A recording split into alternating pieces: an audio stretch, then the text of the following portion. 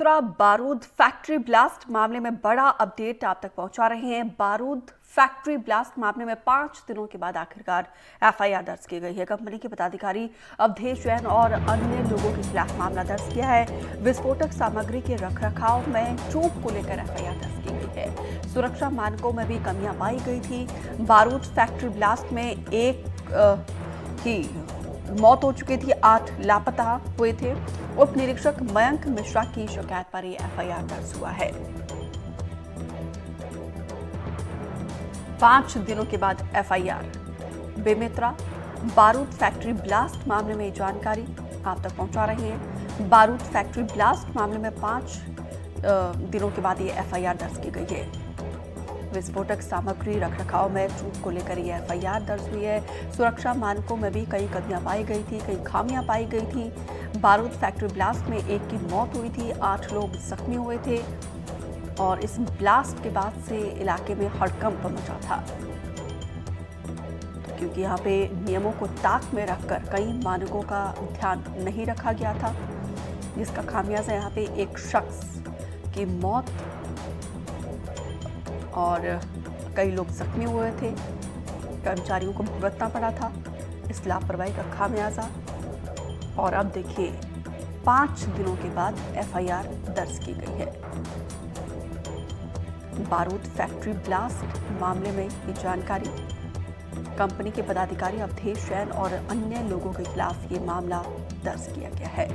विस्फोटक सामग्री में रखरखाव को लेकर ये चूक, क्योंकि बहुत ही सेंसिटिव ये मामला होता है और वहां पर भी देखिए कैसे नियमों को ताक में रखा गया था। उप निरीक्षक मयंक मिश्रा की शिकायत पर एफआईआर दर्ज किया गया है।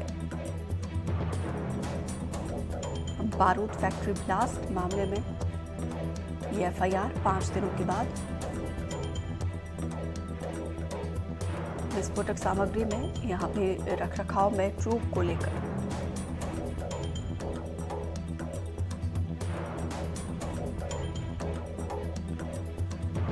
तो देखिए उप निरीक्षक मयंक मिश्रा की शिकायत पर ये मामला दर्ज हुआ है। अब देखना होगा कि क्या कार्रवाई की जाती है, क्या एक्शन लिया जाता है। जुल्फिकार ज्यादा जानकारी के साथ जुड़े हैं। जुल्फिकार, अब बेमेतरा विस्फोटक मामले में 5 दिन लग गए एफआईआर दर्ज होने में।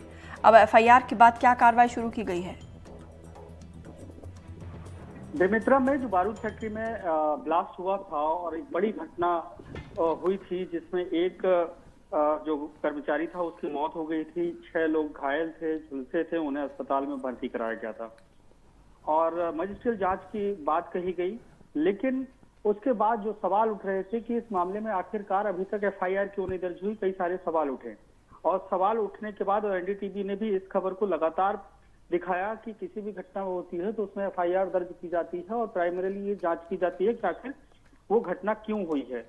लेकिन इस मामले में 5 दिन बाद आज एफआईआर दर्ज की गई है और ये अब पता लगाने की कोशिश होगी कि इसके आखिर इस घटना के जिम्मेदार कौन थे।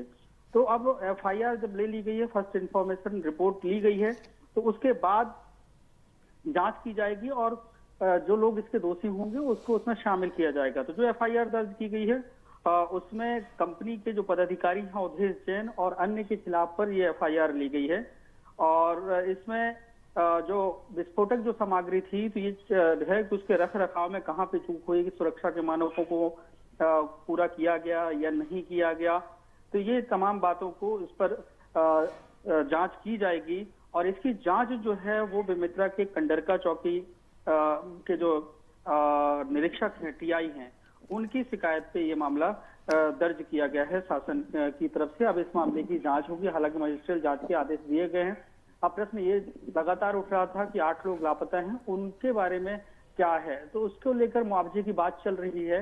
लेकिन अभी तक उनकी शिनाख्ती तो कह नहीं सकता, क्योंकि डेड बॉडी मिली नहीं है, छोटे छोटे से टुकड़े थे जो शव के, तो वो बरामद हुए, उसका डीएनए टेस्ट होगा, उसके बाद पता चलेगा। लेकिन एक विभत्स घटना थी और 5 दिन बाद एफआईआर हुई है, तो उम्मीद यही जताई जाती है कि जो मृतक हैं उनके परिजनों को इंसाफ मिलेगा, न्याय मिलेगा। जी जुल्फिकार, इस पूरे मामले में अब जाके, क्योंकि इतने दिनों के बाद एफआईआर दर्ज किया गया है, पीड़ित परिजनों का क्या कहना है, क्या कह रहे हैं वो? पीड़ित परिजन लगातार ये मांग कर रहे थे, क्योंकि किसी भी परिवार का कोई भी सदस्य अगर मृत होता है या घटना का शिकार होगा, किसी भी घटना का शिकार हो, तो उसको सबसे बड़ी तकलीफ होती है। तो उनकी शुरू से मांग थी कि इस मामले में उन्हें न्याय मिलना चाहिए, और हालांकि उसकी भरपाई नहीं की जाती, लेकिन शासन स्तर पर यह होता है कि मुआवजा दिया जाता है। यहाँ पर मुआवजे का सरकार ने ऐलान किया, लेकिन जो एक मृतक था ऑफिशियली उसको 5 लाख रुपए के इनाम की बात की गई।